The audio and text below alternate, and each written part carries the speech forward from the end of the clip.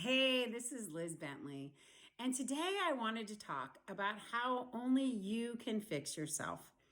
And I know that sounds pretty obvious, but honestly, sometimes we forget how much control we actually have over our own life and our circumstance, and we lose sight of it. So let's talk about that. So let's start by talking about what you have control over. So first, you have control over your emotions. You have control over your response to people and situations. You have control over your perspective, how you see things. If you see things in a positive way, a negative way, a realistic way. You have control over how you influence people and how you communicate and how people listen to you. You have control over your habits. Do you have good habits that help you rise and make you feel great inside your body and yourself? Or do you struggle there? Do you sleep enough? Do you eat healthy? Do you exercise on a regular basis? You have control over how you address conflict. Do you hit it head on? Do you let it simmer? Do you pick your battles? Do you pick enough battles? Right? You have control over your work ethic, how hard you work, how much you show up to things, what you put into it, how you study and the skills you develop, and how you look at yourself. You have control over how you respond to feedback and how you get feedback and how you think about it and analyze it and push yourself to grow. You have control over how you see yourself and your image of who you are and what you're capable of. Now let's talk about what you don't have control over. You don't have control over other people. That's pretty much it. Actually, that's not true. You don't have control over the weather or the economy and lots of big picture things. You don't have control over those things either. But you especially don't have control over other people.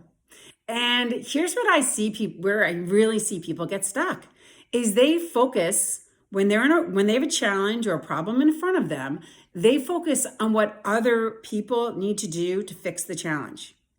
They focus on how their boss needs to change, their spouse needs to change, a situation out of their control needs to change in order for them to change. And I find that people start waiting and start obsessing with other people and other things and other circumstances rather than looking at how they can shift in order for this situation to shift. And here's what else I see. When you shift yourself, other people often shift too. Now, I want to be clear. You're only shifting yourself for yourself. And so it's not your job to shift the other people. But it's often likely that when you do make a change, others will change along with you. Okay?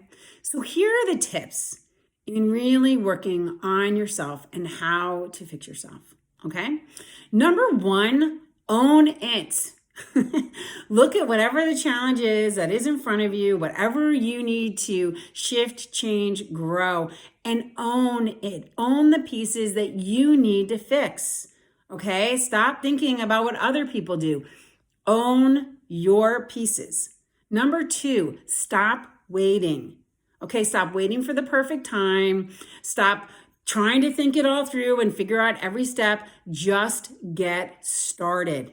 Now is the time you need to get started. Number three, spend all of your mental energy dialed into you and your growth, not into others and the things they need to change.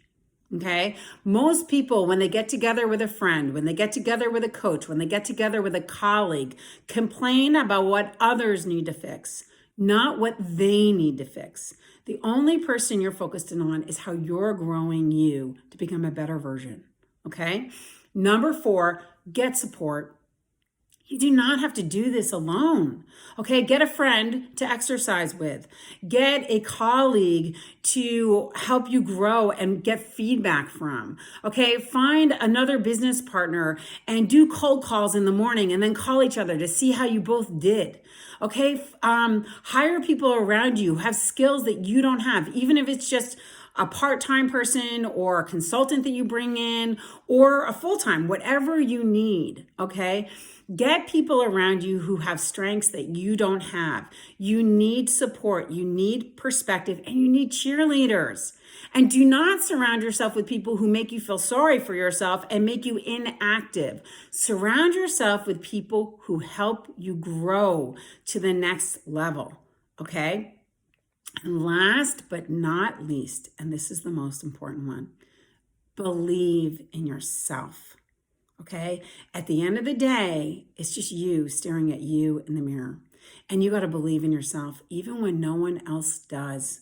And by the way, there are probably tons of people who believe in you, but it doesn't matter. All that matters is that you believe in you and that you know that you have what it takes. So you can do this. Get in there, make the shifts that you need and want to make to grow into a better version of yourself. Own that you're the only one who can fix your circumstance and believe in yourself because you can do this.